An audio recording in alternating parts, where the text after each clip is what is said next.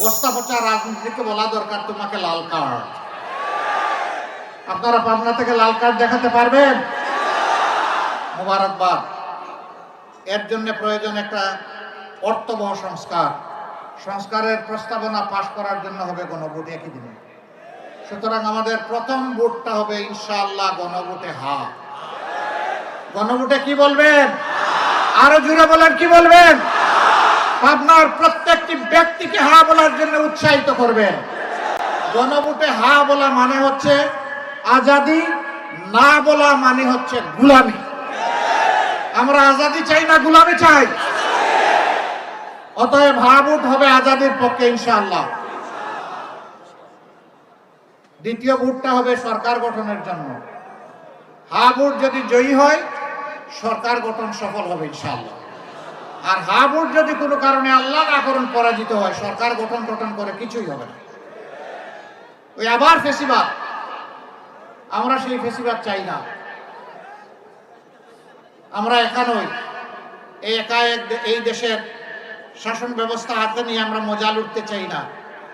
আমরা এটাকে মজা লুটার কোনো ইন্ডাস্ট্রিও মনে করি না, বরঞ্চ এটা দায়িত্বের গুরুভার বোঝা। সেই বোঝা আমরা 10 মিলে একসাথে বহন করতে চাই। এই জন্য আমরা 10টা দল আল্লাহর উপর ভরসা করে ঐক্যবদ্ধ হয়েছি। এই 10 দল মানেই বাংলাদেশ। আপনারা প্রিয় বাংলাদেশের পক্ষে শক্ত অবস্থান নেবেন? শিওর নেবেন আপনারা? আলহামদুলিল্লাহ। 10 দলের মার্কা এক এক জায়গায় এক একটা হবে। কারণ আমরা কোনো দলকে আমাদের পেটে হজম করার পক্ষে নই। আমরা সবগুলা দলের প্রতি আমরা সম্মান দেখানোর পক্ষে। যেদিন থেকে আমরা এই ঐক্যের আলোচনা শুরু করেছি সেদিন থেকে আমরা বলেছি দলগুলা যার যার মার্কা নিয়ে নির্বাচন করবে ইনশাআল্লাহ। কিন্তু এখানে মনে করেন শাপলাকলি দিয়েছি, ওই আপনার পাল্লাটা এখানে শাপলাকলিতে ঢুকে যাবে, এখানে রিক্সাও ঢুকে যাবে, ঘড়িও ঢুকে যাবে, ফুলকপিও ঢুকে যাবে, ছাতা ঢুকে যাবে, যতগুলা মার্কা আছে সব এখানে এসে হাজির হয়ে যাবে। আমরা সবাই এক।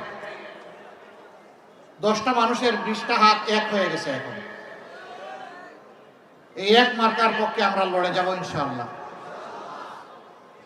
সব জেলায় অবশ্য বিভিন্ন দলের প্রার্থী নাই, বেশিরভাগ জায়গায় জামাত ইসলামের প্রার্থী আছে। আমরা আমাদের শরীফ ভাইদেরকে কৃতজ্ঞতা জানাই, ধন্যবাদ জানাই। আমরা কারো উপর কিছু চাপিয়ে দেইনি, সবাইকে সম্মান করার চেষ্টা করেছি পরস্পরের পক্ষ থেকে। এটি আমাদের মর্যাদা।